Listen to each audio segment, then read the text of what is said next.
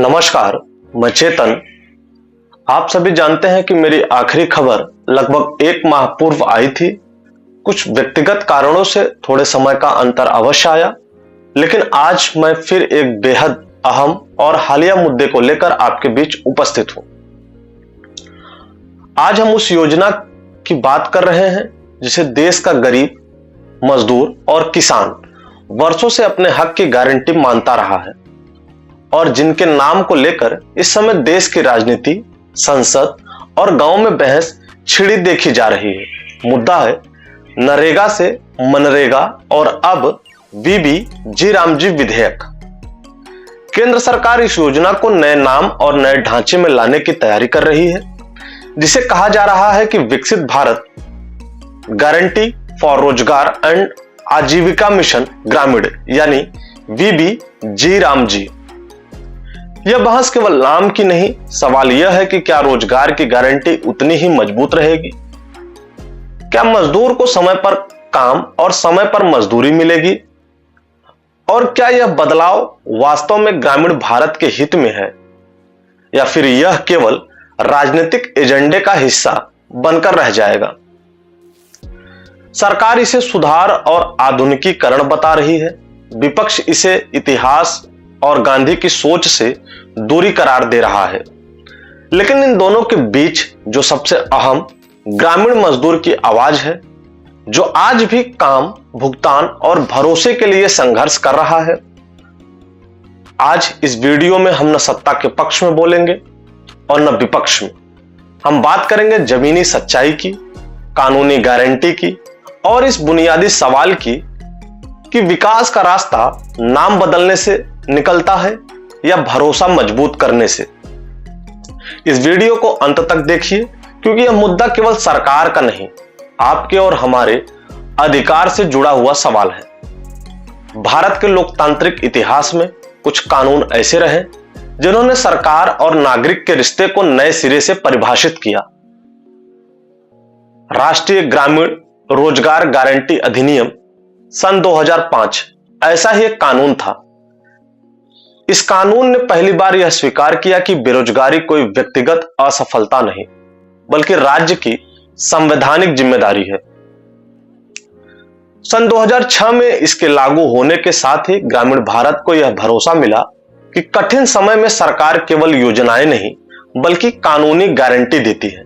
सन 2009 में जब इस कानून के नाम के साथ महात्मा गांधी का नाम जुड़ा, तो यह केवल एक राजनीतिक निर्णय नहीं था, यह उस विचारधारा की सार्वजनिक स्वीकृति थी जिसमें ग्राम स्वराज, श्रम की गरिमा और अंतिम पंक्ति के व्यक्ति को विकास की धुरी माना गया। मनरेगा ग्रामीण मजदूर के लिए किसी नेता का नाम नहीं, बल्कि भरोसे की पहचान बन चुका था।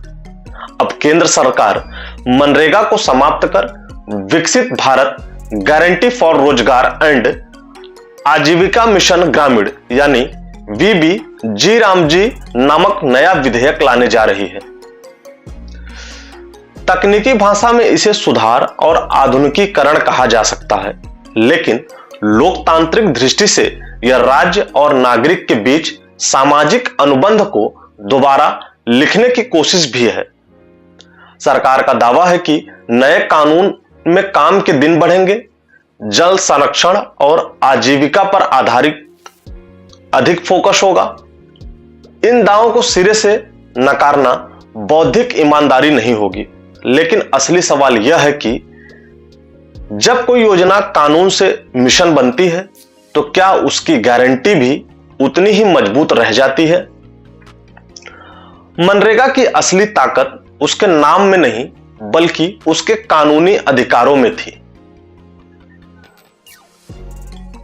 काम न मिलने पर बेरोजगारी भत्ता, मजदूरी में देरी पर मुआवजा और प्रशासनिक जवाबदेही। अब नए प्रस्ताव में इन अधिकारों की निरंतरता को लेकर अब भी स्पष्टता का अभाव है। यही अनिश्चितता ग्रामीण मजदूर के मन में सबसे बड़ा डर पैदा करती है। इस पूरे प्रकरण का एक और गंभीर पहलू है सार्वजनिक धन की प्राथमिकता। देश में 25 करोड़ से अधिक जॉब कार्ड धारक, लाखों पंचायत भवनों में लिखे गए नाम, सरकारी रजिस्टर, मुहरे, डिजिटल प्लेटफॉर्म और प्रचार सामग्री, इन सब का नाम बदलना केवल प्रतीकात्मक नहीं बल्कि सैकड़ों करोड़ रुपए का वास्तविक खर्च है। यह वही धन है जिससे मजदूरों की बकाया मजदूरी चुकाई जा सकती है या काम के दिनों को वास्तव में बढ़ाया जा सकता है। यह तर्क दिया जा रहा है कि योजनाएं व्यक्तियों के नाम पर नहीं होनी चाहिए। सैद्धांतिक रूप से यह तर्क सही हो सकता है, लेकिन भारत जैसे देश में प्रतीकों का अपना सामाजिक और ऐतिहासिक महत्व होता है। गांधी का नाम मनरेगा से हटाना केवल एक नाम हटाना नहीं बल्कि एक विचारधारा से दूरी का भी संकेत है। यही कारण है कि यह बहस इतनी तीखी होती जा रही है। विपक्ष इसे इतिहास मिटाने की कोशिश बता रहा है, सत्ता पक्ष इसे विकसित भारत की दिशा में बढ़ता कदम कह रहा है। लेकिन इन दोनों के बीच एक बार फिर ग्रामीण मजदूर हाशिए पर खड़ा दिखाई देता है। उसके लिए योजना का पोस्टर नहीं, पेट की आग और समय पर मिलने वाली मजदूरी मायने रखती है। एक पत्रकार के रूप में मेरा दायित्व सत्ता या विपक्ष के बयान दोहराना नहीं बल्कि यह सवाल उठाना है कि नीति का असर सबसे कमजोर नागरिक पर क्या पड़ेगा। इस कसौटी पर फिलहाल यह बहस अधूरी दिखाई देती है। अगर भारत को सचमुच एक विकसित राष्ट्र बनाना है तो उसे समझना होगा कि विकास का रास्ता नाम बदलने से नहीं, भरोसा मजबूत करने से निकलता है।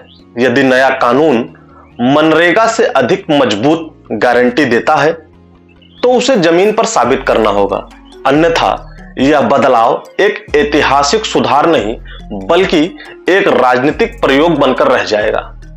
यह विश्लेषण किसी दल के समर्थन या विरोध में नहीं है, यह उस लोकतांत्रिक सिद्धांत के पक्ष में है जिसमें राज्य की शक्ति का मूल्यांकन उसके सबसे कमजोर नागरिक की सुरक्षा से किया जाता है।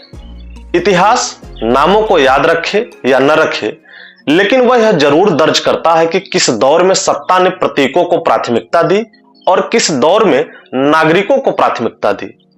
तो बने रहिए हमारे साथ।